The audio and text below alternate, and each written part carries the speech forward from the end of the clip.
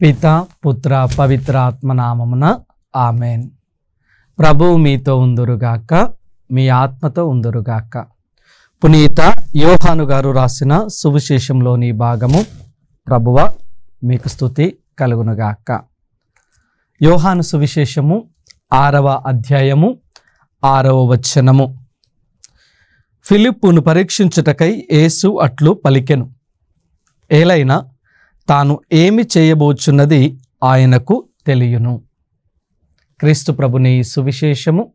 క్రీస్తువ మీకు మహిమ కలుగునుగాక. Praise the lord. Hallelujah, hallelujah. దేవుని ప్రియ సహోదరి సహోదరులారా, దివ్యవాణిని వీక్షిస్తున్నటువంటి విశ్వాసులారా, అందరూ బాగున్నారా? బాగున్న వారందరము కూడా ప్రభు నామంలో ప్రైజ్ ది లార్డ్ చెప్దాం. ప్రైజ్ ది లార్డ్, హల్లెలూయా. ప్రియ స్నేహితులారా, ఈ రోజున మనందరము కూడా యోహాను సువిశేషము 6వ అధ్యాయాన్ని ధ్యానించుకుందాం. యోహాను సువిశేషము 6వ అధ్యాయాన్ని మనం క్షుణ్ణంగా ధ్యానిస్తూ ఉన్నప్పుడు క్రీస్తు ప్రభువు ఈ లోకానికి ఎందుకు వచ్చారో ఈ అధ్యాయం మొత్తం తెలియపరుస్తూ ఉంది. ఈ లోకంలో ఆయన ఏం చేయబోతున్నారో మనకు ఈ అధ్యాయం నేర్పిస్తుంది. మొట్టమొదటిగా యోహాను సువిశేషము 6వ అధ్యాయము 1వ వచనము మనం చూసినట్లయితే, ఆ పిదప యేసు తిబేరియా అనడు గలిలయ సరస్సు దాటి ఆవలి తీరమునకు వెళ్ళెను. ఎందుకు వెళ్తున్నాడంట ఆయన? అనేక మందికి దైవరాజ్యాన్ని గురించి తెలియపరచటానికి ఆయన వెళ్తూ ఉన్నాడు. ఎప్పుడైతే ఆయన వెళ్ళటాన్ని ప్రజలు గమనించారో, తండోపతండాలుగా క్రీస్తుని వెంబడిస్తూ వస్తూ ఉన్నారు అని యోహాను 6:2 మనకు తెలియపరుస్తూ ఉంది. వారందరూ కూడా క్రీస్తు దగ్గరికి ఎప్పుడైతే వచ్చారో, క్రీస్తు ప్రభు ఏం చేశారంట? అక్కడికి చేరిన వారందరిలో ఎవరైతే అనారోగ్యంతో ఉన్నారో వారందరినీ కూడా స్వస్థత పరిచారు అని వాక్యం నేర్పిస్తుంది. ఎందుకు క్రీస్తు ప్రభు దగ్గరికి వచ్చారు అంటే ఒకే ఒక్క కారణం, వారికి దేవుని పట్ల మక్కువ కలిగి అనే మాట మనం జ్ఞాపకం చేసుకోవాలి. దేవుని పట్ల, దేవుని రాజ్యము పట్ల ఇష్టము కలిగి ఈయన దగ్గర ఉన్నట్లయితే నేను నా బాధ, నా కుటుంబ సమస్యలు, నా ఇబ్బందులు నేను మరిచిపోతూ ఉన్నాను, కాబట్టి కొద్దిసేపు ఆయన దగ్గర కూర్చొని ఆయన చెప్పే మాటలు ఆలకిద్దాం అనే ఆశతో వచ్చినటువంటి వారు ప్రియ దేవుని బిడ్డలారు. ఈ ఆశతో వచ్చినటువంటి బిడ్డలలో నుండే క్రీస్తు ప్రభు రోగులందరినీ కూడా స్వస్థత పరిచారు. ఈ రోజున ఈ యొక్క వాక్యాన్ని క్రీస్తు సందేశము ద్వారా మీరు వింటూ ఉన్నప్పుడు, ఈ యొక్క వాక్యం చుట్టూ చేరినప్పుడు, విశ్వాసముతో చేరినప్పుడు మీ జీవితంలో అద్భుతం దేవుడిస్తాడు. ప్రైజ్ ది లార్డ్, హల్లెలూయా. కాబట్టి ఈ రోజున ఇజ్రాయేలు ప్రజలందరూ యేసు ప్రభువు దగ్గరికి వాక్యాన్ని ఆలకించడానికి వస్తూ ఉన్నారు. రెండవదిగా వారి యొక్క విశ్వాసాన్ని చూసి యేసు ప్రభు అక్కడ ఉన్నటువంటి జనసమూహములో నుండి రోగులను స్వస్థత పరుస్తూ ఉన్నాడు. అంతమంది జనాన్ని చూడగానే యేసు ప్రభువుకి ఇంకొక ఆలోచన వస్తూ ఉంది. వీరందరికీ భోజనము పెట్టాలి అనే ఆలోచన. ఆధ్యాత్మిక భోజనముతో పాటు శారీరక భోజనము కూడా ఆయన ఇవ్వాలనుకున్నాడు. అందుకే మనం వాక్యాన్ని కనుక చూసినట్లయితే కనుక యోహాను సువిశేషం 6వ అధ్యాయము 5వ వచనంలో, గొప్ప జనసమూహము తన వద్దకు వచ్చుట చూచి ఆయన ఫిలిప్పుతో, వీరు భుజించుటకు వలసిన ఆహార పదార్థములను తీసుకుని రావాలి. అంటే అప్పటి వరకు ఆయన ఆధ్యాత్మిక భోజనాన్ని ఇస్తూ ఉన్నప్పుడు వారు సమయాన్ని మర్చిపోయారు, ఇంటిని మర్చిపోయారు, బాధను మర్చిపోయారు, ఇబ్బందులను మర్చిపోయారు. క్రీస్తులో ఏకమై ఉన్నారు, క్రీస్తుతో ప్రయాణం చేస్తూ ఉన్నారు. అందుకే ఆకలి దప్పులను మరిచిపోయినప్పుడు క్రీస్తు ప్రభు ఏం ఆలోచన చేస్తున్నారంట? వారు ఆధ్యాత్మిక భోజనం సమృద్ధిగా వారు పొందుకొని ఉన్నారు. ఇప్పుడు వారు తిరిగి ఇంటికి వెళ్ళాలంటే నీరసిస్తారు. కాబట్టి నేను శారీరక భోజనము కూడా వారికి ఇవ్వాలనుకుంటున్నాడు. అందుకే ఫిలిప్పుని పిలుస్తూ ఉన్నాడు, మీరు వీరికి భోజనాన్ని సిద్ధం చేయండి అంటూ ఉన్నాడు. యోహాను 6:6 మనం చూసినట్లయితే ఎందుకు ఫిలిప్పుతో అన్నాడు అంటే ఫిలిప్పును పరీక్షించుటకై. యేసు ప్రభువుకి తెలియదు ఆయన ఏం చేయాలనుకుంటున్నాడు, తెలుసు. కానీ శిష్యులలో వారేమనుకుంటున్నారు, వారు భోజనము ప్రభువు పెడతారా పెట్టలేరా, వారి యొక్క సమాధానం ఎలా ఉంటుంది అనేది ఆయన పరీక్షించటానికి ఫిలిప్పును అడుగుతున్నాడు. మీరే వీరికి ఆహారాన్ని ఇవ్వండి అంటూ ఉన్నాడు. వెంటనే ఫిలిప్పు ఏమంటున్నాడు, ఇంతమందికి భోజనము పెట్టడానికి కనీసము 200 దినారములైనా సరిపోవు అంటూ ఉన్నాడు. దేవుని బిడ్డలారా, ఫిలిప్పు క్రీస్తు దేవుని కుమారుని దగ్గర ఉన్నాడు అనే సంగతి అక్షరంలో మర్చిపోతూ ఉన్నాడు. అప్పటి వరకు రోగులను స్వస్థత పరిచినటువంటి క్రీస్తు అక్కడ ఉన్నటువంటి 5,000 మందికి భోజనము పెట్టలేడా? అంత చిన్న లాజిక్ను ఫిలిప్పు మర్చిపోతున్నాడు. శారీరకముగా ఆలోచన చేస్తూ ఉన్నాడు, ఇంతమందికి భోజనం ఎలా పెట్టాలి, ఇది అసాధ్యము అంటూ ఉన్నాడు. దేవుని ప్రియ బిడ్డలారా, క్రీస్తుతో ఉంటే సమస్తము సాధ్యమే. అందుకే నీవు నేను మనందరము ఆయనతో ప్రయాణము చేయాలి, ఆయనతో మనము ముందుకు నడవాలి, ఆయన్ను విశ్వసించాలి. ఆ విశ్వాస బాటలో మనము రావటానికి మన అడుగు వెయ్యాలి. అప్పుడే మనము పరీక్షకు గురి అయినా కానీ విజయం సాధించవచ్చు. కానీ ఫిలిప్పు ఆ సంగతి మర్చిపోతూ ఉన్నాడు.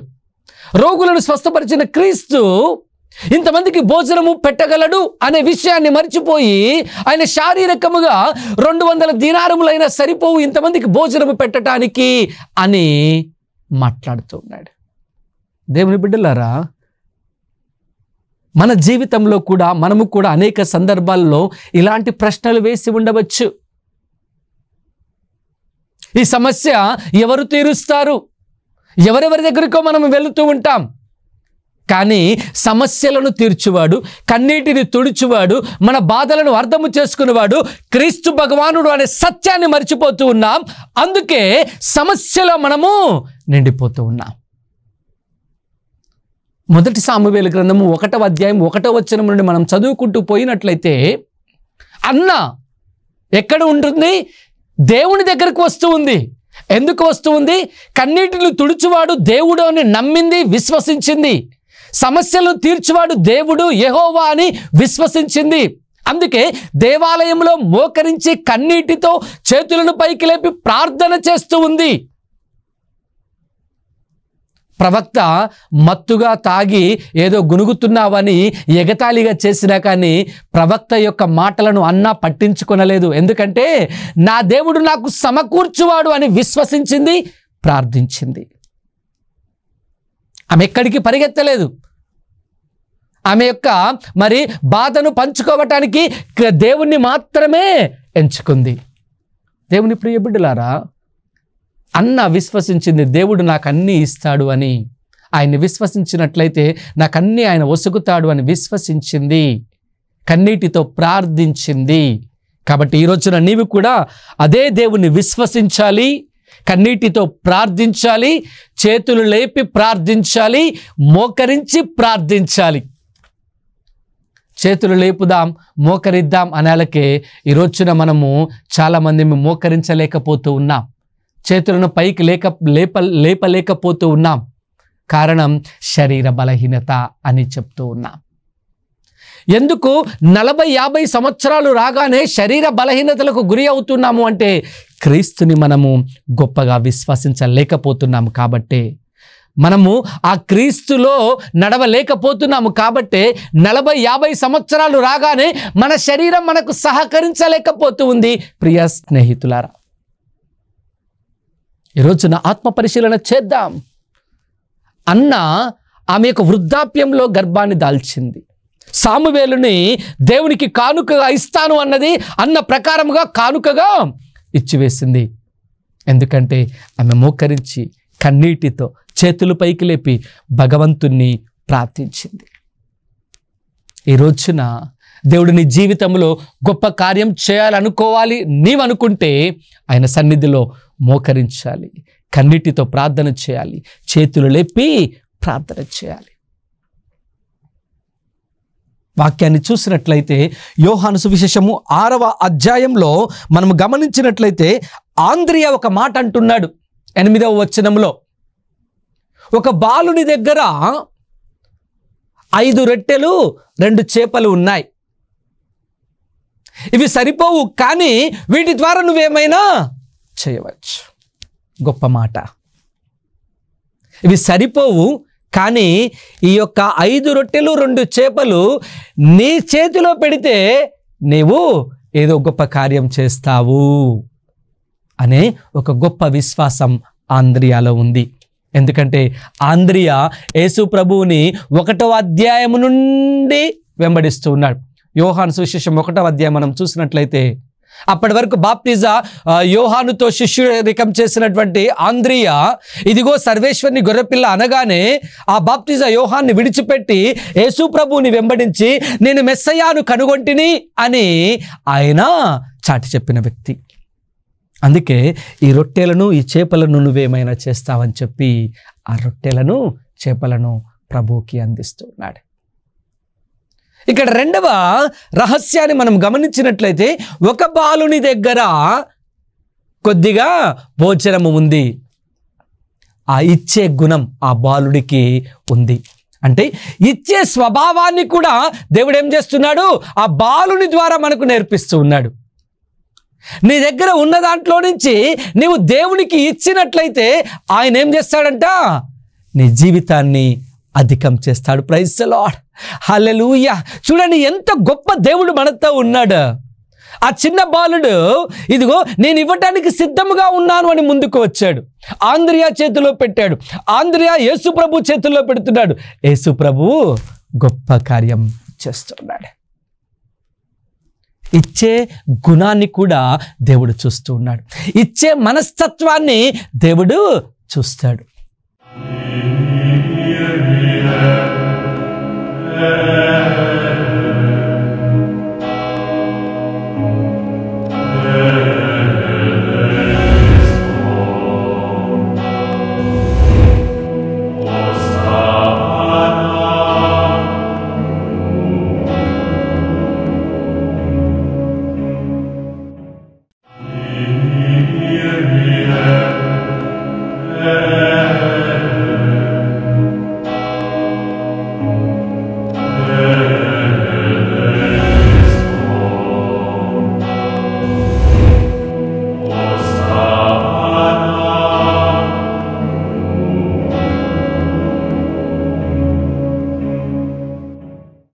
ఎలాంటి హృదయముతో నీవు దేవునికి ఇస్తూ ఉన్నావు.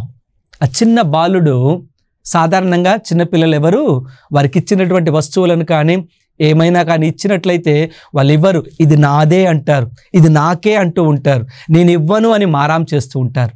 కానీ ఈ బాలుడు మాత్రము అడగగానే ఏం చేస్తున్నాడు, ఇస్తున్నాడు. ఈ 6వ అధ్యాయము మొదటి భాగంలో మనము ఇచ్చే స్వభావాన్ని గురించి కూడా ప్రభు నేర్పిస్తూ ఉన్నాడు ఒక బాలుని ద్వారా. ప్రియా దేవుని బిడ్డలారా, దేవునికి నువ్వు ఏమిస్తూ ఉన్నావు? ఆత్మ పరిశీలన చేయి. మొట్టమొదటిగా నీ జీవితాన్ని ప్రభువుకి ఇచ్చు. నీ జీవితాన్ని ప్రభువుకి ఇచ్చి నీ జీవితాన్ని నువ్వు ఆరంభించు. మిగిలిన ఏమి ఇవ్వాలో దేవుడే నీకు తెలియపరుస్తాడు. మనము జీవితాన్ని ప్రభువుకి ఇవ్వలేకపోతూ ఉన్నాం. అందుకే ఆ యొక్క కుటుంబ జీవితాలలో, సామాజిక జీవితాలలో, వ్యక్తిగత జీవితాలలో ఎదుగుదల అనేది లేకుండా పోతూ ఉంది. ప్రియ దేవుని బిడ్డలారా, ఇవ్వటానికి ప్రయత్నం చేద్దాం. మూడవదిగా యోహాను సువిశేషము 6వ అధ్యాయము 11వ వచనాన్ని మనం చూసినట్లయితే, యేసు రొట్టెను తీసుకొని ధన్యవాదములు అర్పించి కూర్చున్న వారికి వడ్డించెను. ఎప్పుడైతే ఆంద్రియా యేసు ప్రభు చేతుల్లో రొట్టెను చేపను ఇస్తూ ఉన్నారో, ఏం చేస్తున్నారంట? ప్రభు పట్టుకుంటున్నారు, ఆకాశం వైపునకు మరి ఎత్తుతూ ఉన్నారు. ప్రభు తండ్రి దేవునికి కృతజ్ఞతలను సమర్పిస్తున్నారు. చూడండి, ఇక్కడ కూడా యేసు ప్రభు ఏం చేస్తున్నారంట? ఆయన పట్టుకుంటున్నారు, చేతులు పైకి లేపుతున్నారు, తండ్రి దేవునికి కృతజ్ఞతలను సమర్పిస్తున్నారు, వడ్డింపుడు అని శిష్యులకు అందిస్తూ ఉన్నాడు. ప్రియ దేవుని బిడ్డలారా, యేసు ప్రభు అంతటి వాడే, దేవుని కుమారుడే, చేతులను పైకి లేపి ఆకాశం వైపునకు రొట్టెను ఎత్తి ఏం చేస్తున్నాడు? కృతజ్ఞతలను తెలియజేస్తున్నాడు, ప్రార్థిస్తూ ఉన్నాడు. తండ్రి దేవా, ఈ బిడ్డలకు నీవు భోజనాన్ని అందించు అని ఆ రొట్టెను ప్రభువుకి ఇవ్వగానే ఆ యొక్క రొట్టె ఎలా మారిపోతుందంట? 5,000 మంది పురుషులకు అది అందుతుంది. స్త్రీలు పిల్లల్ని ఆ రోజుల్లో లెక్కేయరు కాబట్టి ఇంకొక 5, ఇంకొక 10 వేసుకుందాం. 15, 5, 20,000 మందికి భోజనము అందిస్తూ ఉన్నారు. ప్రైజ్ ది లార్డ్, హల్లెలూయా. దేవుని ప్రియ బిడ్డలారా, యేసు ప్రభు దగ్గర నుంచి మనం చాలా విషయాలు నేర్చుకొనవచ్చును. ఈ యొక్క 3వ భాగంలో మనం ఏం నేర్చుకుంటున్నాము అంటే, ఆ ప్రభువు మాదిరిగానే నీవు నేను మనము మన జీవితాలను యేసు ప్రభు వైపునకు లేపాలి, తండ్రి దేవుని వైపునకు ఎత్తాలి, మనల్ని మనము సమర్పించుకోవాలి. మనల్ని మనము కృతజ్ఞులమై ఆ దేవాతి దేవునికి ఎప్పుడైతే సమర్పించుకుంటామో మన జీవితం ఏమవుతుందంట? ఆశీర్వాదకరంగా మారుతూ ఉంటుంది. Praise the Lord. ఆశీర్వాదకరంగా ఉండాలనుకుంటున్నావా? నీ జీవితంలో ఆశీర్వాదం దొరకాలనుకుంటున్నావా? దొరకాలి అనుకుంటే చేతులను పైకి లేపి ఆకాశం వైపునకు చూసి ఆ తండ్రి దేవునికి కృతజ్ఞతలు. దేనికోసం కృతజ్ఞత? ఈ జీవితాన్ని అందించినందుకు కృతజ్ఞత. ఈ యొక్క జీవితంలోనికి క్రీస్తుని పరిచయం చేసినందుకు తండ్రి దేవునికి కృతజ్ఞత. ఈ జీవితంలోని పాపమునంతటిని తన కుమారుని యొక్క పరిశుద్ధ రక్తము ద్వారా శుభ్రపరిచినందుకు కృతజ్ఞత. ఎప్పుడైతే సమర్పిస్తావో ఏం జరుగుతుందంట? నీవు ఆశీర్వదింపబడతా. ప్రైజ్ ది లార్డ్, హల్లెలూయా, హల్లెలూయా. ప్రియ దేవుని బిడ్డలారా, ఈ యొక్క 5,000 మందికి ఆహారాన్ని గురించి ధ్యానిస్తూ ఉండగా ఈ 3వ భాగంలో మనల్ని మనం సమర్పించుకోవటం, క్రీస్తు ప్రభు తండ్రి దేవునికి ఏ విధముగా సమర్పించుకొని కృతజ్ఞతలను సమర్పించి భోజనాన్ని వడ్డింపుడు అన్నాడు.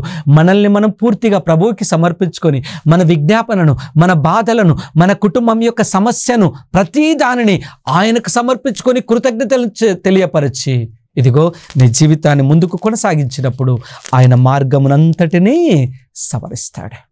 అది దేవునిలో ఉన్నటువంటి గొప్పతనం. అందుకే మనము దేవుని దగ్గరకు రావాలి, దేవునితో మనము వాసము చేయాలి అనేది చూస్తూ ఉన్నాం. 4వదిగా యోహాను సువిశేషము 6వ అధ్యాయము 15వ వచనాన్ని మనం గమనించినట్లయితే, యేసు మరలా ఒంటరిగా పర్వతము మీదికి వెళ్ళెను అని వాక్యం సెలవిస్తుంది. ఎందుకు వెళ్ళారండి పర్వతము మీదికి? దేవునితో గడపటానికి. సొంత ప్రార్థన, వ్యక్తిగత ప్రార్థనలో ఆయన గడపటానికి వెళ్ళాడు. దానికి ముందు అద్భుతాన్ని చేసి చూపించినటువంటి ప్రజలందరూ కూడా ఆశ్చర్యపడి ఈయన మాతోనే ఉండాలి అని గమనించి ఆయన్ను ఈ లోక రాజుగా నియమించటానికి ఆయన శిరస్సు మీద కిరీటం పెట్టాలని ఆలోచనలు చేస్తూ ఉన్నారు. అది గమనించి నేను ఈ లోక రాజును కాదు, నాకు ఇలాంటి ఆర్భాటాలు అవసరం లేదు అని చెప్పి అక్కడ ప్రజలందరినీ విడిచిపెట్టి ఒంటరిగా ఆయన వెళుతూ ఉన్నాడు. ఒంటరిగా ఎందుకు వెళుతున్నాడు? తండ్రి దేవునితో ఏకీభవించటానికి, తండ్రి దేవునితో గడపటానికి, తండ్రి దేవునితో మాట్లాడటానికి. ఈ రోజు వరకు నేను ఈ పనులను చేశాను, ఈ అద్భుతాలను చేశాను, అని ఆయనకు మరి ఒక్కసారి తన సొంతగా వ్యక్తిగతముగా అన్నిటినీ సమర్పించి ఇంకా నూతనముగా రేపు అనే రోజున నేను ఏమి చేయాలి అని తండ్రి దేవునితో ముచ్చటించి శక్తిని బలాన్ని పొందుకొని మళ్ళీ ప్రచారం మొదలు పెట్టడానికి. ఈ 4వ భాగంలో మనం నేర్చుకోవలసినది ఏమిటి అంటే వ్యక్తిగత ప్రార్థన. క్రీస్తు ప్రభు ఏ విధముగా తండ్రి దేవునితో గడపటానికి వెళ్ళాడో నేను కూడా ఆ దివ్య మందసము దగ్గరికి వ్యక్తిగతముగా ఎప్పుడైతే వచ్చి సమర్పించుకుంటామో మనల్ని మనం, అప్పుడు దేవుడు మనల్ని ఆశీర్వదిస్తాడు, మన బంగారు భవిష్యత్తును ఆయన ప్రసాదిస్తాడు. లేదా మనము ఆ యొక్క మందసం దగ్గరికి రాలేకపోతున్నామా, ఇంటి దగ్గరనే ఆ బైబిల్ని తెరచి ఒంటరిగా నీ యొక్క బెడ్రూమ్లోనో నీ హాల్లోనో ఏం చేయాలి, కూర్చొని ఆ బైబిల్ గ్రంథాన్ని విప్పి ఒంటరిగా ఆ దేవునితో నీవు ఐక్యమైనట్లయితే దేవుడు ఆశీర్వదిస్తాడు. దేవుడు ఆశీర్వదిస్తాడు. ప్రియ బిడ్డలారా, ఈ విధముగా 5,000 మంది సంతృప్తిగా భుజించిన తర్వాత ప్రభు ఒంటరిగా వెళుతూ ఉన్నాడు. ఈ విధముగా మనము ఒక్కొక్క పద్ధతిలో, ఒక్కొక్క భాగములో, ఒక్కొక్క విషయంలో మనము శ్రద్ధ చూపి తిరిగి మనల్ని మనము దేవునికి సమర్పించుకున్నప్పుడు ఆయన నూతన శక్తిని, నూతన బలమును, నూతన ఉత్సాహమును అందిస్తాడు అనేది ఈ మొదటి భాగం మనకు నేర్పిస్తూ ఉంది. ప్రియ స్నేహితులారా, యోహాను సువిశేషము 6వ అధ్యాయము 20వ వచనాన్ని మనం చూసినట్లయితే యేసు వారితో నేనే, భయపడకుడు అని చెప్తూ ఉన్నాడు. 5,000 మందికి ఆహారం ఇచ్చిన తర్వాత శిష్యుల్ని పడవలో అవతలి ఒడ్డుకు వెళ్ళమని చెప్పారు. ఈలోపు వాళ్ళు చాలా దూరమే వెళుతున్నారు. యేసు ప్రభు రావటం ఆలస్యం అవుతుంది. ఆయన నీటి మీద నడుస్తూ ఉన్నప్పుడు శిష్యులు భయభ్రాంతులు అవుతూ ఉన్నారు. అందుకే ఏమంటున్నాడు, నేనే, భయపడవాకండి అంటూ ఉన్నాడు. దేవుని ప్రియ బిడ్డలారా, ఈ రోజున మనము కూడా ఈ లోకము అనే సముద్రంలో ప్రయాణం చేస్తూ ఉన్నాం. అనేక ఆటుపోటులలో మనము కొట్టుకొని పోతూ ఉన్నాం. దేవుడు అప్పటికప్పుడు మనల్ని హెచ్చరిస్తూ ఉన్నా కానీ మనం దానిని గ్రహించలేక ఆ ఆటుపోటులలో చిక్కుకొని పోతూ ఉన్నాం. అయినా కానీ దేవుడు నేనున్నాను, నా వైపునకు చూడండి అని ఇదిగో ఇలాంటి వాక్య పరిచర్యాల ద్వారా, దివ్య బలిపూజల ద్వారా, జపమాలల ద్వారా, ఆరాధనల ద్వారా నేనున్నాను, భయపడవాకండి అని ఆయన చెప్తున్నా మనం దానిని వినే శక్తిలో లేం. మనము ఆ ప్రభువుని వినాలి, ఆ ప్రభువుని ఆలకించాలి. నేనే అని ఆయన అంటూ ఉన్నప్పుడు, భయాన్ని విడనాడండి అంటూ ఉన్నప్పుడు, ధైర్యంగా ఆయన వైపునకు నడిచినప్పుడు ఆయన ఏం చేస్తాడు, ఆ సమస్యల నుంచి, ఈ లోకము నుండి, ఈ లోక అంధకారము నుండి ఆయన మనలను బయటికి తీసుకుని వస్తాడు. అందుకే వాక్యం చాలా స్పష్టంగా నేనే, భయపడకుడు అని చెప్పాను. దేవుని ప్రియ బిడ్డలారా, ఈ రోజున దేవుడు మనతో కూడా నేనే కదా, మీరెందుకు సమస్యల నుంచి భయపడుతూ ఉన్నారు, నేనున్నాను కదా అని ఆయన అభయాన్ని ఇస్తూ ఉన్నాడు. ప్రియ స్నేహితులారా, యోహాను సువిశేషము 6వ అధ్యాయము 27వ వచనాన్ని మనం చూసినట్లయితే కనుక, అశాశ్వతమైన భోజనమునకై శ్రమింపవలదు, నిత్య జీవమును చేకూర్చు శాశ్వత భోజనమునకై శ్రమింపుడు, మనుష్య కుమారుడు దానిని మీకు ప్రసాదించును. ఏలైనా దేవుడు ఆయనపై అంగీకారపు ముద్ర వేసి ఉన్నాడు. ఆయనతో మనము ఉన్నప్పుడు ఇక అశాశ్వతమైన భోజనము కోసం శ్రమించాల్సిన అవసరం లేదు. నేనున్నాను, మీరు భయపడకండి అని అభయాన్ని ఇస్తూ ఉన్నప్పుడు మనము దేనికోసమంట, శాశ్వత భోజనము కోసము శ్రమించాలి. ఏంటి ఆ శాశ్వత భోజనం అంటే, క్రీస్తు శరీరాన్ని స్వీకరించటం, నిత్య జీవితంలోనికి మనము ప్రయాణం కావడం. శాశ్వత భోజనం అది. అశాశ్వత భోజనం 60, 70, 80 సంవత్సరాలే. దీనికోసం మనం ప్రయాసపడుతూ ఉంటాం, దీనికోసం కష్టపడుతూ ఉన్నాం.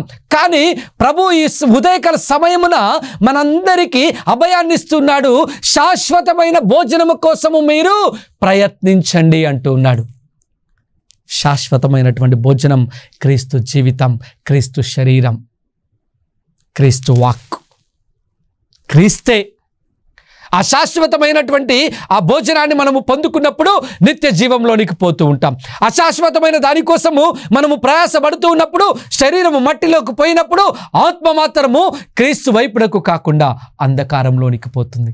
అందుకే శాశ్వతమైనటువంటి భోజనాన్ని కోసము మీరు తాపత్రయపడండి. ఈ శరీరము ఉన్నప్పుడే దానికోసం తాపత్రయపడండి. తద్వారా నేను మీకు నిత్య జీవాన్ని, ఆనందాన్ని అందిస్తాను అని అంటూ ఉన్నాడు. కాబట్టి ప్రియ స్నేహితులారా, ఒకసారి ఆలోచన చేద్దాం.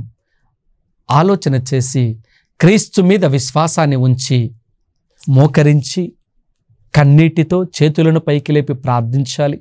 రెండవదిగా క్రీస్తు ప్రభు ఏ విధముగా ఆకాశం వైపు చూసి ఆయన మరి ప్రార్థన చేశాడు, అదే విధముగా మన జీవితాలను క్రీస్తు వైపునకు మలచి మనము కూడా ఆ భగవంతుని ప్రార్థించాలి.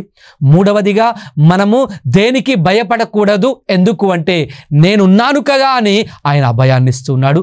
నాలుగవదిగా శాశ్వతమైనటువంటి భోజనం కోసం మనము తపించాలి. ఎందుకంటే ఆ శాశ్వతమైనటువంటి భోజనంలోనే నిత్య జీవము, నిత్యానందము ఉంటుంది అని ప్రభు ఈ యొక్క యోహాను సువిశేషం 6వ అధ్యాయంలోని మొదటి భాగం ద్వారా నేర్పిస్తూ ఉన్నాడు. ఆ శాశ్వతమైనటువంటి భోజనాన్ని, నిత్య జీవాన్ని పొందుకోవాలి అంటే మనము ప్రభువుని సంపూర్తిగా విశ్వసించాలి. సంపూర్తిగా మనల్ని మనం సమర్పించుకోవాలి, ప్రార్థించాలి. భయపడకుండా ఆయన తోడును మనం ఆశ్రయించాలి. ఆ యొక్క ఆశ్రయాన్ని మనము పొందుకోవటానికి ఒక్క నిమిషం కళ్ళను మూసుకొని ప్రార్థించుకుందాం. సమస్తమును సృష్టించిన ప్రభువా, నీకు వందనాలు. 5,000 మందికి భోజనాన్ని అందించా. ఆకాశం వైపునకు రొట్టెను లేపి కృతజ్ఞతలను సమర్పించా. ప్రభువా, ఈ ఉదయకాల సమయమున మా జీవితాలను నీ వైపునకు మలచి కృతజ్ఞతలను సమర్పిస్తూ ఉన్నా. 5,000 మంది ఏ విధముగా సంతృప్తిని పొంది ఉన్నారో అదే విధముగా మా జీవితాలను మీ వైపునకు మలిచినప్పుడు అలాంటి సంతృప్తికరమైనటువంటి జీవితాన్ని మాకు ప్రసాదించు. ఈ లోక ఆందోళనలలో మేము చిక్కుకొని పోతూ ఉన్నాం, భయపడుతూ ఉన్నాం. ఏ పని చేయాలన్నా మాకు ఆ పనిలో విజయం దొరుకుతుందా లేదా అనే ఆందోళనలో ఉన్నాం. నేనున్నాను, భయపడవాకండి అని అభయమిస్తున్న ప్రభువా, మేము చేసే ప్రతి పనిలో విజయాన్ని మాకు ప్రసాదించండి. ప్రభువా, అశాశ్వతమైన భోజనము కోసము కాకుండా శాశ్వతమైనటువంటి భోజనము కోసము మేము ప్రయత్నం చేస్తూ ఆ నిత్య మహిమలోనికి ప్రవేశించు కృపను మా అందరికీ దయచేయమని మా నాథుడైన క్రీస్తు ద్వారా వేడుకొనుచున్నాము. ఆమేన్. ప్రభువు మీతో ఉందురుగాక, మీ ఆత్మతో ఉందురుగాక. సర్వశక్తిగల సర్వేశ్వరుడు పిత, పుత్ర, పవిత్ర ఆత్మ మిమ్మందరిని ఆశీర్వదించి కాచి కాపాడుదురుగాక. ఆమేన్.